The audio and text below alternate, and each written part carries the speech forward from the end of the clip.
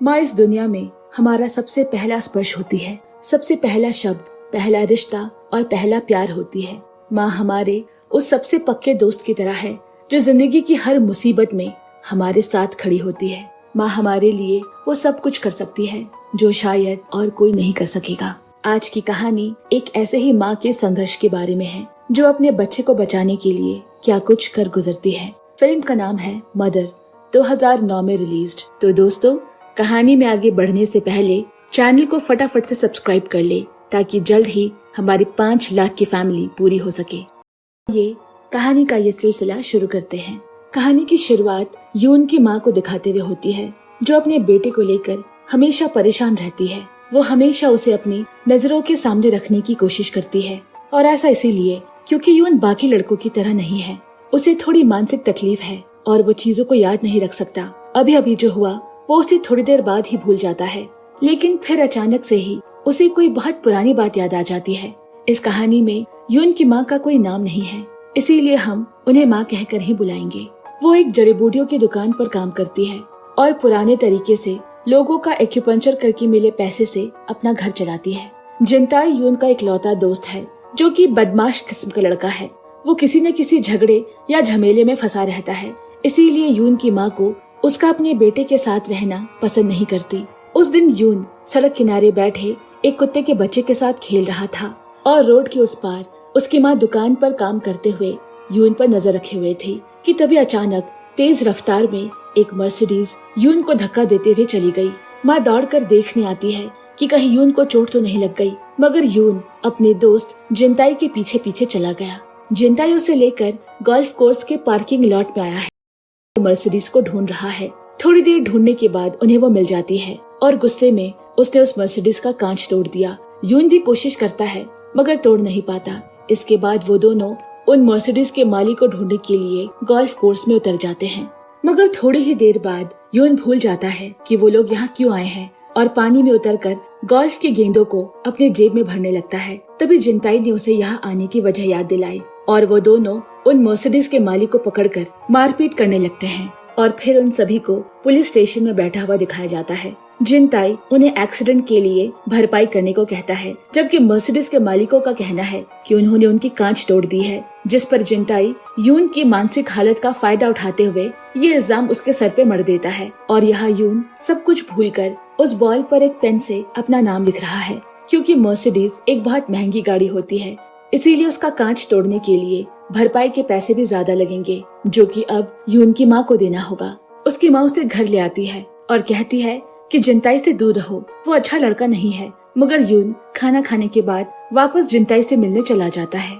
यून की माँ उनकी पड़ोसी का मुफ्त में एक्यूपंक्चर करती है और उसे कुछ पैसे उधार मांगती है केस के सेटलमेंट के लिए, जबकि दूसरी तरफ यून एक बार में बैठा हुआ है और जिनताई का इंतजार करते करते काफी शराब भी पी चुका है। काफी देर हो जाने पर भी जिनताई नहीं आता, क्योंकि वो दोबारा से उसी गोल्फ कोर्स सेंटर गया हुआ है। दरअसल सुबह हुए हाथापाई के बीच में जिनताई ने बड़ी चालाकी से एक महंगी गोल्फ की स्टिक पानी में फेंक दी थी। वो उसी को लेने आया है। वहाँ काफी रात हो जाने के बाद उस बार की मालकिन यून को घर जाने को कहती है। तभी उसकी बेटी वहाँ आई और यून शराब के नशे में उसके सामने ही उसकी बेटी से फ्लर्ट करने लगता है। कहता है कि तुम्हारी स्कर्ट बहुत प्यारी है, मगर वो बार वाली महिला इस पर नाराज नहीं होती, क्योंकि वो यून के मानसिक हालत से वाकिफ है और उसे घर भेज देती है। रास्ते में जाते वक्त यून उसी गोल्फ की गेंद को दूर फेंक देता है और तभी वहाँ से जाती हुई एक लड़की पर उसकी नजर गई। वो उसके पीछे पीछे चलने लगा और उसे अपने साथ ड्रिंक करने को कहता है। वो लड़की डर के मारे एक खंडहर बने घर के अंदर घुस गई। यून तब भी उसी घर के बाहर खड़ा है और उस लड़की ने डर कर एक भारी सा पत्थर यौन की तरफ फेंका। यौन डर गया और सीधा घर जाके अपनी माँ के साथ सो जाता है। अगले दिन पता चलता है कि शहर में एक घटना हुई है। कल रात जिस लड़की का पीछा यौन कर रहा था, उसका पिछली रात ही कत्ल हो चुका है। किसी ने उसे बेरहमी से मारकर छत की रेलिंग में टांग दिया है। पूरे जगह की तलाशी लेने पर कल रात की फेंकी हुई गोल्फ की गेंद पुलिस के हाथ लग जाती है, जिस पर यौन का नाम लिखा हुआ है। उसके बाद पुलिस उसे गिरफ्तार करके ले गई। माँ पुलिस की गाड़ी के पीछे भागती रह गई, मगर उन्हें रोक ना सकी। यून जेल आकर भी समझ नहीं पा रहा कि उसके साथ क्या हो रहा है। वो बिल्कुल स्वाभाविक लग रहा है। आखिर मानसिक रूप से असंतुलित एक आदमी से हम क्या अपेक्षा कर सकते हैं। यही पुलिस स्टेशन में जीमॉन नाम का एक अफसर है जो कि यून और उसकी माँ को जानता है। वो उसकी मदद करने की कोशिश करता है और उसे पूछता है कि पिछली रात क्या हुआ था। यून ने कहा कि उसने पहले तो बार जाकर शराब पी और फिर घर जाकर सो गया, जिस पर जीमॉन कहता है तुमने कल रास्ते में जाते हुए आजियोन नाम की लड़की का पीछा किया था, क्योंकि एक आदमी ने अपने कुत्ते को खाना देते वक्त तुम्हें देखा था और बार की महिला ने भी बताया कि तुम उसकी लड़की से फ्लर्ट करने की कोशिश कर रहे थे। मगर यून को ये सब कुछ भी याद नहीं। तभी दूसरा पुलिस अफसर यून से कबूलनामे में दस्तखत करने को कहता है। जीमॉन ने उसे रोकते हुए कहा, यून मानसिक रूप से बीमार है और वो एक अच्छा लड़का है, किसी का खून नहीं कर सकता। ये सुनकर यून तपाक से कह उठता है, क्यों नहीं कर सकता? जरूर कर सकता हूँ, मैं सब कुछ कर सकता हूँ। और इसी फिराक में उस दूसरे अफसर ने उस कबूलनामे में उसका दस्तखत ले लिया, जिस पर लिखा है कि यून ने आजियोन के साथ बलात्कार की कोशिश करते हुए उसका कत्ल कर दिया। मगर माँ तो जानती है कि उसका बेटा एक खूनी नहीं हो सकता, कोई उसे फंसाने की कोशिश कर रहा है। माँ मदद की उम्मीद लिए पुलिस ऑफिसर जेमॉन के पास गई, मगर उसने बताया कि ये केस अब क्लोज हो चुका है, क्योंकि यून ने खुद उस कबूलनामे में दस्तखत किए हैं और इसके अलावा वो कल से किसी और चोरी के केस की तहकीकात में लग जाएगा। उसके साथ ही उसे क्रेजी जेपी नाम के किसी लड़के को ढूंढना है जो अस्पताल से भाग गया है, इसीलिए उसके पास भी अब कोई चारा नहीं। माँ दोबारा यून के पास जाती है और उसे पूछती है कि तुमने दस्तखत क्यों किए? यून बोला, क्योंकि वो सभी लोग कह रहे थे कि खून मैंने ही किया है, इसीलिए मैंने दस्तखत कर दिए। माँ ने रोते हुए पूछा, तो क्या तुमने वो खून किया है? यून ने चिल्लाते हुए कहा, मैंने कोई खून नहीं किया। उसकी निर्दोष आंखों को देखकर माँ समझ गई कि अब उसे ही कुछ करना होगा, उसे ही अपने इस भोले से निष्पाप बेटे को बचाना होगा। अगले दिन पुलिस वारदात की जगह पर कत्ल का डेमो दिखा रही है। पूरा शहर ये देखने के लिए वहाँ ऐसे मौजूद है मानो कोई मेला लगा हो। वही यून इतनी भीड़ को देखकर खुशी से हाथ हिला रहा है। पुलिस उसके द्वारा इस पूरे वारदात के हिस्से को दोबारा प्रस्तुत करती है। वही यून की माँ भीड़ में अपने बेटे के लिए पर्चे बांट रही है, जिसमें लिखा है कि उसका बेटा निर्दोष है, वो मानसिक रूप से बीमार है, किसी का कत्ल नहीं कर सकता। इसके बाद वो उसी लड़की आजियोंग के अंतिम संस्कार पर आती है, जहाँ पर उसके परिवार वाले यून की माँ को गालियाँ देने लगते हैं, उसे बुरा भला कहने लगते हैं। मगर वो लगातार सबसे यही कह रही है कि यून ने किसी का कत्ल नहीं किया। और वही हमें आजियोंग की दादी को दिखाया गया, जिनकी देखभाल आजियोंग ही करती थी। मगर उसे अपने नातिनी के मरने का कोई गम नहीं, क्योंकि वो मानसिक रूप से बीमार है। उधर गहमा गहमी में किसी ने यून की माँ को एक थप्पड़ जड़ दिया। इतनी बेइज्जती सहकर वो वहाँ से चुपचाप चली आती है। इसके बाद उसकी माँ एक बड़े वकील के पास गई। वो चाहती है कि वो उनके बेटे का केस लड़े और उन्हें लेकर पुलिस स्टेशन आती है और यून से आकर कहती है, ठीक से याद करके बताओ कि उस रात क्या हुआ था। पूरी कोशिश करने के बाद भी यून को उस रात की बात तो नहीं याद आती, मगर उस दिन की बात याद आती है जिस दिन मर्सिडीज का कांच टूटा था। वो कहता है कि वो जिंदा ही नहीं किया था। अब वकील ये देखकर समझ जाता है कि ये कोई पागल लड़का है और केस को टालते हुए वहाँ से कोई जरूरी काम है कहकर चला जाता है। अब यून से बातें करते हुए माँ को पता चलता है कि उस रात जिंताई बार में यून से मिलने ही नहीं आया। उनका शक और गहराता जा रहा है, क्योंकि सिर्फ उसी को उस गोल्फ बॉल के बारे में मालूम है। उन्हें शक हो रहा है कि कहीं जिंताई इस बार भी अपना दोष यून पे चढ़ाने की कोशिश तो नहीं कर रहा। यही सोचकर यून की माँ एक बार फिर उसी वकील के दफ्तर पहुंची, ताकि इस बात को बताकर तहकीकात शुरू करने को कह सके। मगर एक बार फिर वो वकील यून की माँ से पीछा छुड़ाकर भाग गया। उसका सेक्रेटरी कहता है, इस केस के लिए वो लोग अपना काम कर रहे हैं और वैसे भी इतने कम पैसों में तुम्हारा केस हमने ले लिया, यही तुम्हारे लिए बहुत बड़ी बात है। उस सेक्रेटरी की बातें सुनकर यून की माँ को अब उन वकीलों से कोई खास उम्मीद नहीं रही। अब जो भी करना होगा उसे खुद करना होगा। यही सोचकर वो सीधा जिंताई से मिलने के लिए उसके घर की तरफ चल पड़ती है, मगर बार बार फोन करने के बाद भी वो फोन नहीं उठाता। अब उसके घर के अंदर घुसकर वो अपने ही मन से तहकीकात करने लगी। थोड़ा यहाँ वहाँ देखने पर उसके हाथ वो गोल्फ स्टिक लगती है जिस पर खून लगा हुआ है और उसका शक यकीन में बदल गया। मगर इससे पहले कि वो वहाँ से निकल पाती, जिनताई की गर्लफ्रेंड वहाँ पहुँचती है, जो कि और कोई नहीं बल्कि उसी बार चलाने वाली महिला की बेटी मीना होती है, जिसने उससे फ्लर्ट करने की बात पुलिस को बताई थी। हो सकता है कि जिनताई ने ही उसे ऐसा करने को कहा हो। थोड़ी देर बाद वहाँ पर जिनताई भी आ पहुँचा और वो दोनों इंटीमेट होते हैं और फिर वो दोनों सो गए। मौका पाकर यून की माँ वहाँ से निकलने की कोशिश करती है, मगर तभी पानी की बोतल उसका पैर लगकर गिर गया और पानी बहकर जिनताई के हाथों में लगने ही वाला था कि वो वहाँ से निकल जाती है। मगर इतने में जिनताई की आँख खुल गई और वो बाहर निकल आता है, लेकिन तब तक जिनताई की माँ बाहर कहीं छिप जाती है। अब वो सीधा उस गोल्फ स्टिक को लेकर पुलिस स्टेशन पहुंची। पूछताछ के लिए जिनताई को भी बुलाया गया। जिनताई ने अपने मोबाइल पर एक वीडियो दिखाई जिसमें मीना उस गोल्फ स्टिक को पकड़कर गाना गा रही है और तभी उस पर उसकी लिपस्टिक लग गई होगी। वहाँ की महिला कांस्टेबल भी इस बात की पुष्टि करती है कि वो कोई खून नहीं बल्कि लिपस्टिक का दाग है। यून की माँ की पूरी मेहनत बेकार हो गई। उसे जैसा लगा था वैसा कुछ भी नहीं होता। वो निराश होकर पुलिस स्टेशन से बाहर निकल गई। तेज बारिश हो रही है। पुलिस ऑफिसर जिमोन ने उन्हें अपना छाता देने की कोशिश की, मगर वो पलटकर कोई जवाब नहीं देती और चलती चली गई और रास्ते में किसी कबाड़े वाले से टूटा छाता उधार ले लिया।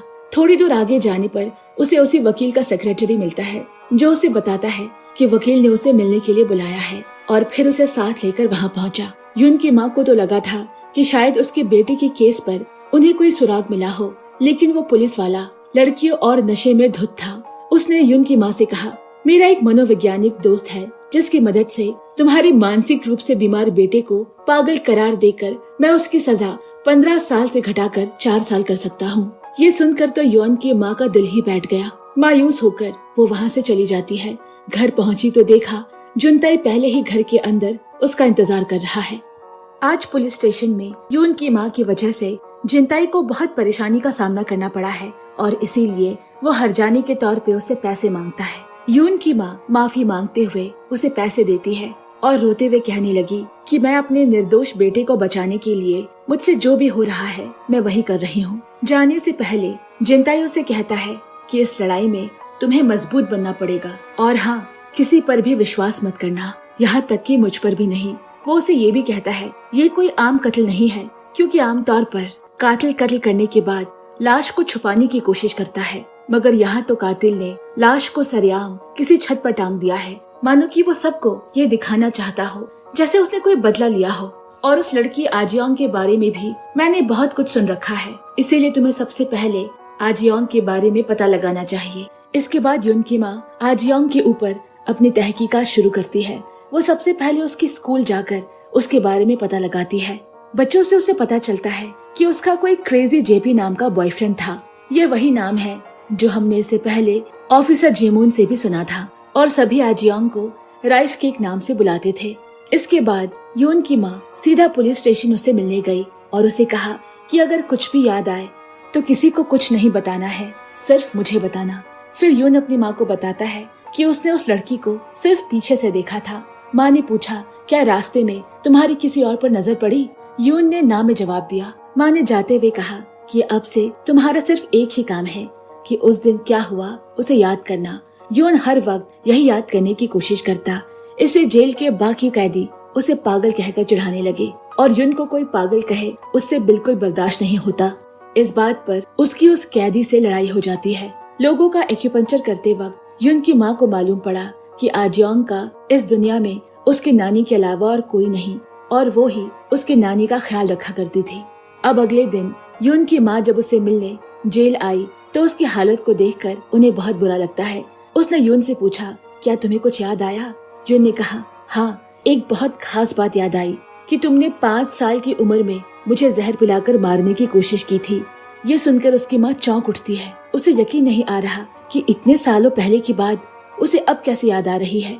उसने यून को समझाने की कोशिश की कि उस दिन उसने सिर्फ उसे नहीं बल्कि खुद भी मरने की कोशिश की थी। वो वक्त ही ऐसा था कि जिंदगी काटने से बेहतर जिंदगी खत्म करना लग रहा था। लेकिन यून अपनी माँ की एक नहीं सुनता और उन्हें यहाँ आने से मना कर देता है। यून की माँ रोते हुए वहाँ से चली जाती है। वो यून के बचपन की एक तस्वीर निकालती है। तकरीबन 5 साल का रहा होगा यून, मगर तस्वीर बहुत पुरानी होने की वजह से साफ नहीं है। इसीलिए वो दुकान आकर उस फोटो को एडिट करवा रही है ताकि उसकी बड़ी सी प्रिंट आउट निकाल सके। तभी उस महिला को याद आता है कि एक बार आजियोंग उनके यहाँ आई थी और अपनी फोन के 20 फोटो की प्रिंट आउट निकलवाई थी। पूछने पर कि वो इन सभी फोटोज की प्रिंट आउट क्यों चाहती है, आजियोंग ने कहा था कि ये सब उसकी यादें हैं जिन्हें वो बहुत संभाल कर रखना चाहती है। तभी उसके नाक से खून बहने लगा था। उसके साथ जो उसकी दोस्त आई थी, जिसके चेहरे पर एक चोट का निशान था, उसने बताया था कि अक्सर आजियांग के नाक से खून बहता है। ये सब सुनने के बाद यून की माँ सीधा आजियांग के स्कूल पहुंच जाती है और वो फोटोशॉप वाली महिला जो कि यून की माँ की दोस्त है, उसे आजियांग के घर फोन का पता लगाने के लिए भेज देती है। मगर वहाँ उसके हाथ कुछ नहीं लगता। उधर यून की माँ चेहरे पे निशान वाले उस लड़की को ढूंढ लेती है और उसे पता चलता है कि उस लड़की को मोबाइल फोन के बारे में बहुत कुछ मालूम है, जैसे कि बिना शटर की आवाज किए फोटो खींचना और किस तरह से फोन को हिडन कैमरा की तरह इस्तेमाल किया जा सकता है। यून की माँ अपने फोन में भी ये सब कर देने के बहाने से उसे एक रेस्टोरेंट ले आती है। लड़की को लगा कि इससे उसकी कुछ कमाई हो जाएगी और तभी यून की माँ बोल पड़ती है, तुमने आजियांग के फोन पर भी ऐसा कुछ किया था ना। ये सुनकर वो लड़की डर गई और मेंस्ट्रुएशन का पैड लाने के बहाने यून की माँ को वहाँ से भेज देती है। जब तक वो वापस आई वो लड़की वहाँ से जा चुकी है, लेकिन वो लड़की ज्यादा दूर तक नहीं जा सकी। यून की माँ ने देखा कि एक गली में दो लड़के उसे परेशान कर रहे हैं। वो उससे आजियांग के फोन के बारे में पूछ रहे हैं। लड़की कहती है मुझे नहीं मालूम, मगर वो लड़के पेपर नाइफ दिखाकर उसे डराने की कोशिश करते हैं। तभी वहाँ से किसी आदमी को गुजरता देख यून की माँ जानबूझकर उस आदमी का ध्यान आकर्षित करने के लिए एक कांच की बोतल जमीन पर पटक देती है और उस आदमी के वहाँ आते ही वो दोनों लड़के उस लड़की को छोड़कर भाग जाते हैं। यून की माँ उन लड़कों का पीछा करती है और जुनताई को फोन करके यहाँ आने को कहती है। वो जुनताई को अपने जमा सारे पैसे देकर उन लड़कों से बात उगलवाने को कहती है और वो उन लड़कों की पिटाई करके सारी सच्चाई उगलवा लेता है। वो लड़के उसे बताते हैं कि सभी आजियांग को राइस केक कहकर पुकारते थे और वो इसलिए क्योंकि वो चावल के बदले किसी के साथ भी सोने को तैयार हो जाती थी। और उन लड़कों के मुंह से भी उन्हें क्रेजी जेपी का नाम सुनाई दिया। उसने भी चावल के बदले आजियांग से शारीरिक संबंध बनाए थे। आजियांग ने अपने फोन पर उन सभी लड़कों की तस्वीरें खींच कर रखी थी जिसके साथ भी उसने शारीरिक संबंध बनाए थे, मगर वो हमेशा कहती थी कि उसे ये सब करना अच्छा नहीं लगता था। मगर वो ये सब एक खास तरह के चावल से बनी शराब के लिए करती थी जो कि उसकी नानी पिया करती थी। यून की माँ समझ गई कि वो ये सब अपनी नानी के लिए क्या करती थी। उसकी नानी की मानसिक हालत ठीक नहीं थी, उन्हें चावल की शराब की तलब लगती थी और तब आजियांग ये सब करके उनसे मिले चावल से उनके लिए शराब बनाया करती थी। ये समझ में आते ही यून की माँ दौड़कर उसके दादी के पास जाती है। वहाँ जेल में यून को याद आ जाता है कि उस रात उसके अलावा वहाँ पर उसने एक बूढ़े आदमी को देखा था। वो चिल्ला चिल्ला कर अपनी माँ को ये बताना चाहता है, नहीं तो वो भूल जाएगा। उधर यून की माँ आजियांग के दादी के घर पहुँच गई। दादी उसे पूछती है कि क्या तुम्हें आजियांग ने भेजा है, क्या उसने कुछ पैसे भी भेजे हैं। यून की माँ ने अपने पास रखे कुछ जमा पैसे उन्हें थमा दिए और उनसे वो फोन मांगा। कहा कि आजियांग ने मांगा है। फिर दादी ने चावल के डब्बे से एक फोन निकाला। यून की माँ को उस फोन में कई लड़कों की तस्वीरें दिखी जिनके साथ आजियांग मजबूरी में हमबिस्तर हुई थी। वो उस फोन को लेकर जेल जाती है और यून को एक एक करके उन सभी की तस्वीरें दिखाती है कि क्या इनमें से किसी को वो पहचान पा रहा है। यून एक एक करके सभी तस्वीरों को मना करता जा रहा है और फिर एक बूढ़े आदमी पर उसकी नजर टिकी। यून की माँ ने भी इस आदमी को कहीं देखा है। दरअसल ये बूढ़ा आदमी वही कबाड़ी वाला है जिससे उस बरसात के दिन उसकी माँ ने छाता लिया था।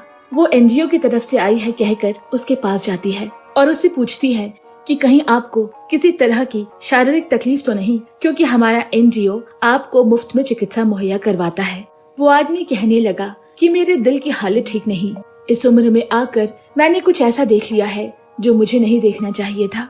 यून की माँ ने बातों ही बातों में कहा कि आपके दिल में छुपा हुआ वो राज आपको और बीमार कर देगा, इसीलिए अच्छा होगा कि आप वो बात मुझे बता दे, इससे आपका दिल हल्का हो जाएगा। और फिर उस आदमी ने उस रात की बात बताना शुरू किया। उस खंडहर बने घर में कोई नहीं जाता था, इसीलिए मैं कभी कभी वहाँ जाकर सोया करता था। उस रात वहाँ पर एक लड़की आई और उसके पीछे पीछे एक पागल लड़का। वो आदमी दरअसल यून के बारे में ही कह रहा है। यून बार बार उस लड़की को अपने साथ शराब पीने को कह रहा था, मगर जब उस लड़की ने कोई जवाब नहीं दिया, यून वहाँ से जाने ही वाला था कि उस लड़की ने एक बड़ा सा पत्थर उठाकर उसकी तरफ फेंका। यून भी हैरान हो गया था और फिर चुपचाप वहाँ से जाने लगा। तब उस लड़की ने फिर से उसे आवाज देकर कहा, क्या तुम मुझे जानते हो? तो फिर मेरा पीछा क्यों कर रहे थे? मैं तुम जैसे पागल लोगों से नफरत करती हूँ।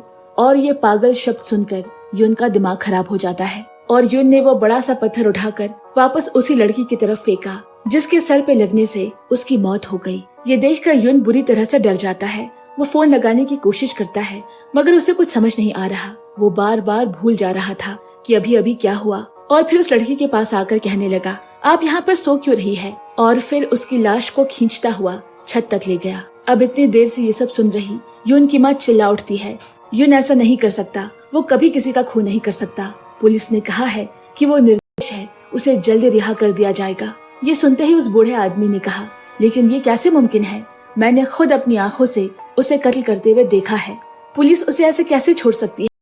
वो पुलिस स्टेशन फोन लगाने की कोशिश करता है। ये देखकर गुस्से में यून की माँ ने हथौड़े से उसके सर पर वार करना शुरू किया। अपने बेटे को बचाने के जोश में वो होश खो बैठी है। बार बार हथौड़े की वार से वो आदमी वही मर गया। जब तक उसकी माँ ने खुद को संभाला बहुत देर हो चुकी थी। उसने एक निहत्थे निर्दोष आदमी का कत्ल कर दिया था। वो डर कर चिल्लाने लगती है मगर एक माँ का कर्तव्य उसके रग रग में बसा हुआ है। उसे किसी भी हाल में अपने बेटे को बचाना होगा। उसने उस बूढ़े आदमी के पूरे घर में आग लगा दिया और दूर जंगल में जाकर न जाने कितनी देर तक खामोश बैठी रही। एक खूनी बेटे को बचाने के लिए आज उसके हाथ भी खून से रंग गए हैं। कुछ दिनों बाद ऑफिसर जेमोन यून की माँ के पास आया और बताया कि असली खूनी पकड़ा गया है। अब यून को आजाद कर दिया जाएगा।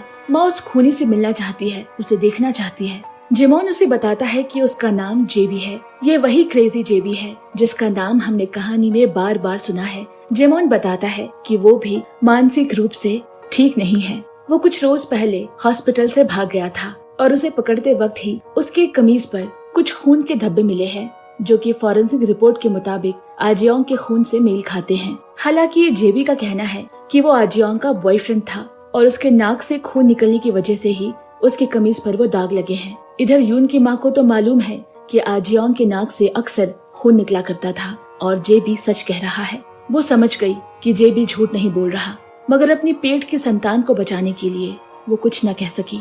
यून की माँ जब जेबी से मिली तो उसने सबसे पहले पूछा, क्या तुम्हारी कोई माँ है? क्या तुम्हारा कोई परिवार है? जेबी ने ना में जवाब दिया और उसका जवाब सुनते ही यून की माँ फूट फूट कर रोने लगी। जेबी भी तो उसके ही बेटे की तरह मानसिक रूप से ठीक नहीं मगर ऐसी हालत में उसकी मदद करने के लिए उसके पास कोई नहीं। ये सब कुछ जानने के बावजूद भी यून की माँ की चुप्पी उसे अंदर ही अंदर खाई जा रही है। अपने दोषी बेटे को बचाने के लिए वो किसी निर्दोष की बलि चढ़ा रही है।